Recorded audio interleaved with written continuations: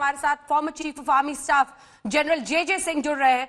जे सिंह साहब, इस पूरी जानकारी पर 2006 सियाचिन, इन सब पर जो बीजेपी का दावा है, उस पर आपकी जानकारी, आप जो कहते हैं महत्वपूर्ण होगा, आप क्या बताएंगे? आपकी नजरों से या जानकारी से क्या गुजरा था इस मुद्दे पर? जनरल साहब। अंजना, आप सियाचिन के बारे में डिटेल चेक कर रहे हैं क्योंकि आपकी ऑडियो कट गई थी।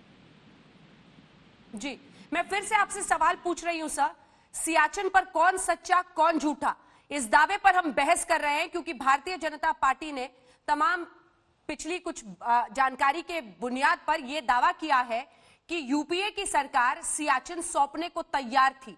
क्या इस दावे में दम है जनरल साहब? हाँ अंजना, सबसे पहली बात तो ये है, जो सियाचिन है वो इंडिया का अभिन्न अंग है, क्योंकि वो जम्मू और कश्मीर का जो राजा था उसके स्टेट में सियाचिन शामिल था, और वो गिलगित बाल्टिस्तान भी उसमें शामिल था। तो इसलिए हमें कोई शक नहीं होना चाहिए कि सियाचिन हिंदुस्तान का अभिन्न अंग है, पहली बात। सेकेंडली, जब ये हमने ऑक्यूपाई किया, हमें पता था कि पाकिस्तान की कोई नापाक चाल है, वो इधर घुसना चाहते हैं, तो उनसे पहले हमने बहुत अच्छा ऑपरेशन मेघदूत करके ये सियाचिन ग्लेशियर के ऊपर जो उसके पश्चिम तरफ में साल्तोरो की एक माउंटेन की श्रृंखला है, एक रेंज है, उस पे इम्पोर्टेंट पासेस जैसे सियाला, बिलवाफोंडा, इन सबको हमने काबू में ले लिया और पाकिस्तान हक्का बक्का रह गया। अब पाकिस्तान की जनता पाकिस्तान की फौज से पूछ रही है, आप क्यों सो रहे थे? हिंदुस्तान ने तो पूरा सियाचिन का पूरा ग्लेशियर अपने कब्जे में ले लिया। तो इसलिए मैं बतलाना चाहता हूं कि ये एक प्रेस्टीज इशू हो गया है। पाकिस्तान की फौज जो है किस मुंह से अपने लोगों को बताएगी कि वो सियाचिन ग्लेशियर के नजदीक भी नहीं है। उनके बीच में और सियाचिन ग्लेशियर के बीच में एक बहुत बड़ी पहाड़ी की एक श्रृंखला है, एक रेंज है, जिसको साल्तोरो रेंज बोलते हैं। तो इसलिए कहने का ये मतलब है कि पाकिस्तान को बहुत प्रॉब्लम हो रहा है और वो चाह रहे हैं कि इंडिया यहाँ से हट जाए। इंडिया के जो प्लानर थे यूपीए 1 के, और ये 89 से चल रहा है कि भाई हम इसको यहाँ पर अगर जोन ऑफ पीस कर दें तो इसके लिए क्या करना चाहिए। तो 89 में एक प्रपोजल बना था। ये बहुत अच्छी बात है कि वो प्रपोजल कामयाब नहीं हुआ या आगे नहीं बढ़ सका, लेकिन हिंदुस्तान फौज, इंडियन आर्मी ने हमेशा ये स्टैंड अख्तियार किया है कि पाकिस्तान की फौज जहां है वो नीचे वाली पोजीशंस पे है, हम ऊपर वाली पोजीशन में बैठे हैं, डोमिनेट कर रहे हैं उनके ऊपर। जब तक वो कबूल नहीं करते नक्शे के ऊपर और इन राइटिंग डेफिनेशन के मुताबिक और फोटोग्राफिक एविडेंस के साथ, जब तक वो एक्सेप्ट नहीं करते, ऑथेंटिकेट नहीं करते कि इंडिया की पोजीशनें यहाँ हैं, हमारी पोजीशनें यहाँ हैं, और फिर उसके बाद इन फेजेस हम डी एस्केलेशन कर सकते हैं, जैसे कि अभी हम उधर गलवान वैली में भी करने वाले हैं, वो भी फेजेस में होगा। लेकिन मैंने कहा सबसे पहले आप अपनी पोजीशंस को ऑथेंटिकेट करिए नक्शे पे और जमीन के ऊपर।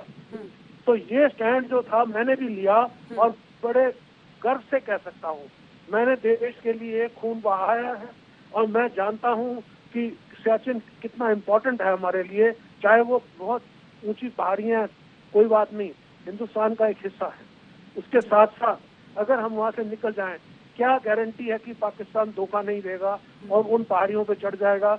फिर उधर से हम उनको हटाना हमारे लिए बहुत मुश्किल होगा और बहुत ज्यादा भारी नुकसान उठाना पड़ेगा। लाइफ, लॉस ऑफ लाइफ मेरे लिए वो और आपके लिए वो जरूरी है कि कोई हिंदुस्तानी शहीद ना हो। जो हमारे खिलाफ काम करेगा वो शहीद, वो उसको हम मार देंगे, वो अपने देश के लिए शहीद हो जाए, हमने नहीं उसको आने देना।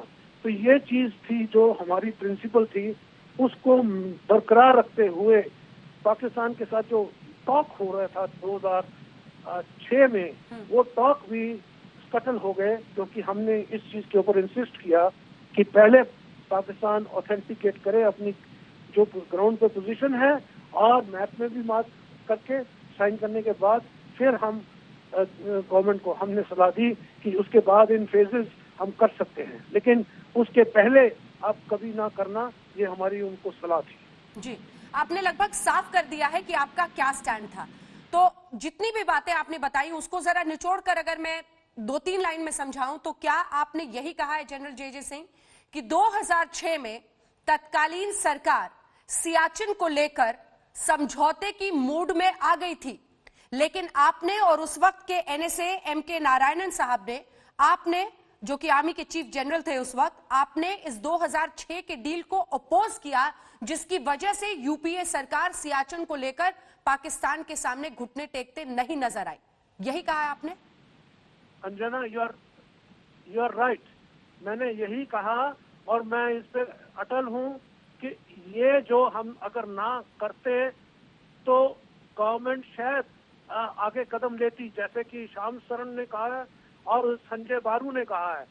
ये दोनों जो हैं इन्होंने गलत कहा है, और ये कोई विशेषज्ञ नहीं है, ये इनको पता भी नहीं है कि सियाचिन में 2 दिन गुजारने हैं तो कैसे गुजारेंगे। ये लोग दिल्ली में बैठ के अपनी कर रहे हैं राजनीति। मैं जानता हूँ, मैं समझता हूँ, ये जो भी है, अगर फौज ने और मैंने उस समय ये दृढ़ निश्चय ना किया होता कि हम कभी नहीं अपनी जगह से हटेंगे, तो ये सियाचिन अभी तक हमारे हाथ में ना होता, और हमारा ये प्रिंसिपल अभी तक भी बिल्कुल सुदृढ़ तरीके से चल रहा है। और हम पाकिस्तान से पहले कहेंगे आप एक्सेप्ट करें कि जहां पे आप हैं, ताकि बाद में आप कोई धोखेबाजी ना करें। जी, श्याम शरण जी का आपने जिक्र किया, उन्होंने जो किताब लिखी, और ये भी इंटरेस्टिंग है कि इस किताब को लॉन्च करने के लिए पूर्व प्रधानमंत्री मनमोहन सिंह ही गए थे। उस किताब में वो 1989, 1992, 2006 तीनों वर्षों का जिक्र करते हैं सियाचिन को लेकर। क्यों कमजोर पड़ रही थी कांग्रेस की सरकार, यूपीए की सरकार सियाचिन के मुद्दे पर पाकिस्तान के साथ? आपका क्या आकलन है? मेरा यही ख्याल है कि उनके ऊपर कोई दबाव होगा, शायद अमेरिका का होगा, शायद कहीं और का होगा, लेकिन जहां तक देश का हित है, इंडियन आर्मी ने देश का हित सबसे ऊपर रखा, और हमने कहा राजनीति में हम नहीं जाएंगे, लेकिन ये आप करोगे तो महंगा पड़ेगा और आप पॉलिटिकली इसको एब्जॉर्ब नहीं कर सकेंगे जो रिएक्शन होगा।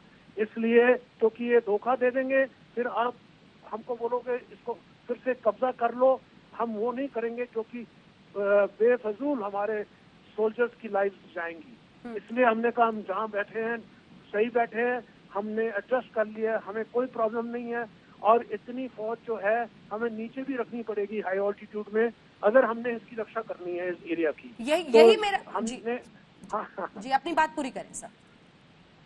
हाँ, तो मैं इसलिए कह रहा हूँ कि हमने ये फैसला, फौज का फैसला है, और मैं एक सेनापति के नाते बिल्कुल कभी भी मंजूर और कबूल नहीं करूंगा कि हम जो चीज करें वो देश के हित में ना हो। तो इसलिए हमने कहा पाकिस्तान को पहले एक्सेप्ट करना पड़ेगा। अब तक पाकिस्तान एक्सेप्ट नहीं कर रहा, क्योंकि वो उनको फेस सेविंग के लिए, मुंह छुपाने के लिए उनको कुछ तरीका चाहिए। General Singh, Siachen highest battlefield, उसका क्या सिग्निफिकेंस है इस पूरे इलाके में, जो हमें कई मायनों में एडवांटेज देता है हाइट की वजह से, बावजूद इसके इस तरह की डील के लिए सरकार तैयार हो गई थी? पूरा कॉन्टेक्स्ट अगर आप समझाएं तो जरा हमारे दर्शकों को भी समझ में आएगा कि इस सियाचिन बैटलफील्ड का क्या सिग्निफिकेंस है इस पूरे इलाके में। दौलत बेग ओल्टी से ऊपर ये जो सियाचिन है, हाईएस्ट बैटलफील्ड है, इस पूरे इलाके में जबरदस्त सिग्निफिकेंस है, हमें एडवांटेज मिलता है हाइट का। अंजना, ये जो सियाचिन ग्लेशियर है, इसके पूर्व में है काराकोरम का रेंज, नॉर्थ में भी काराकोरम का रेंज है, और उसके पार में शख्सगाम की एक घाटी है, वैली, जिसको पाकिस्तान ने नाजायज तरीके से 1963 में चाइना को दे दी। अगर हम यहाँ से निकल जाएं और पाकिस्तान इस चीज को, इस एरिया को कब्जे में ले ले, तो पाकिस्तान की सीमा चीन की सीमा के साथ जुड़ जाएगी शख्सगाम वैली में अप टू काराकोरम पास। तो ये हमारे लिए बहुत अहमियत रखता है, स्ट्रेटेजिक तरीके से भी रखता है, और लोग कैसे हैं जिनको पता नहीं ये इलाके में हम कैसे रह रहे हैं। हमारे फौजी अभी बहुत एक्लिमेटाइज हो गए हैं और बहुत ट्रेंड हो गए हैं, हमारे कैजुअलिटी रेट भी बहुत कम हो गए हैं। तो आप समझिए अगर वहां से हम निकलते हैं तो थोड़ा नीचे आके 10-12 हज़ार की ऑल्टीट्यूड में तो रहेंगे, वहां पे भी खर्चा होगा। तो खर्चे की जब बात करते हैं, मैंने कहा अपने देश के लिए ये बहुत अहमियत रखता है ये जगह सियाचिन, इसलिए। और चीन को और पाकिस्तान को एक जोड़ने में बीच में एक पहर बन जाता है। तो इसलिए हम बिल्कुल हरगिज नहीं यहाँ से निकलेंगे जब तक कि हमको यकीन है कि पाकिस्तान मंजूर कर रहा है और मान रहा है दुनिया के सामने कि हम। और अभी आज के दिन सैटेलाइट की इमेजरी बहुत अच्छी है, अगर वो धोखा देंगे तो हम फिर उनके ऊपर बहुत भारी पड़ेंगे और उनको ऐसा सबक सिखाएंगे कि पाकिस्तान ही नष्ट हो जाए। जी, दो आखिरी सवाल सर आपसे, जिसके बाद मैं अन्य मेहमानों के पास जाऊंगी। बीजेपी लगातार, मुझे पता है कि आप इसके पॉलिटिक्स में नहीं जाना चाहेंगे क्योंकि सेना एक डिसिप्लिन्ड आर्मी है भारतीय सेना, लेकिन बीजेपी का लगातार आरोप है कि चीन को लेकर सॉफ्ट रहा है गांधी परिवार।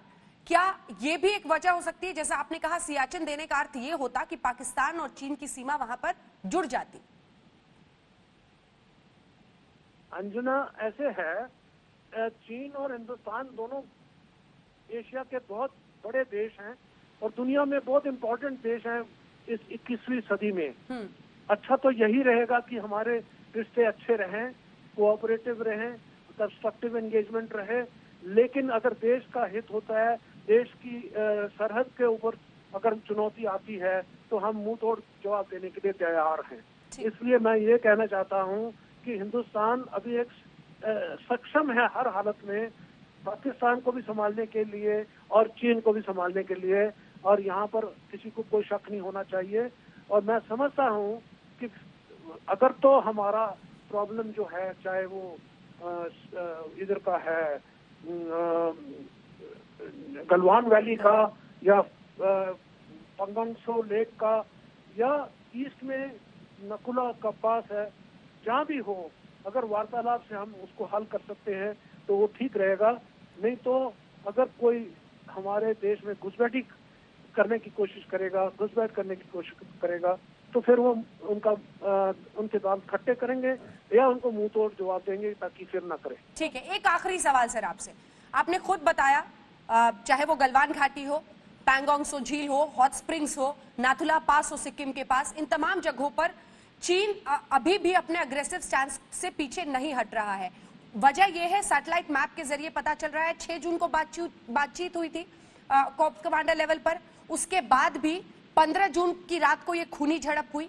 22 जून की सैटेलाइट तस्वीरें आई हैं सर, जिसमें दिख रहा है कि बावजूद इस पूरे मामले के इस स्तर पर पहुंचने के वो अभी भी अपने बिल्डअप को कायम रख रहा है। आज अभी खबर आई कि दौलत बेग गोल्डी में भी वो ऐसी जगहों पर आगे अग्रेशन दिखा रहे हैं जिसकी वजह से पेट्रोलिंग में भी परेशानी आ सकती है। क्या भारत को ऐसे वक्त पर अग्रेसिव, आक्रामक तरीके से ही आगे बढ़ना होगा? इस मौजूदा परिस्थिति पर आपका एज फॉर्मर कमांडर चीफ क्या आपका स्टैंड रहेगा, क्या आपकी सोच रहेगी? हाँ अंजना, आपको ये बताना चाहता हूँ, चाहे कहीं भी हो सरहद पर हिंदुस्तानी फौज सतर्क है और सीमा की रक्षा करेगी बेहतरीन तरीके से, और जैसे पूरे देश को गर्व होगा। अभी मैं ये कहना चाहता हूँ कि आप ले लीजिए पूरी बॉर्डर को, उसपे इंडियन आर्मी हर जगह पर अलर्ट में है और तैयारी में है। लेकिन एग्रेसिव एक्शन जो आप बोल रहे हैं, हम चाहते हैं कि जब वार्तालाप हो रहा है उसमें एग्रीमेंट ये है, पहली एग्रीमेंट कि neither side will use force, दोनों पक्ष फोर्स को इस्तेमाल नहीं करेंगे, मतलब हथियारों का इस्तेमाल नहीं करेंगे।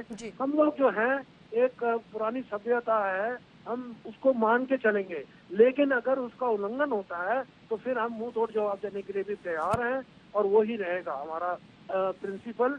और चाइना को भी मैसेज मिल गया है, चाइना ने सोचा कि हम शायद कामयाब हो जाएंगे, लेकिन उनको मैसेज क्लियरली मिल गया है। जी, बहुत बहुत धन्यवाद आपका।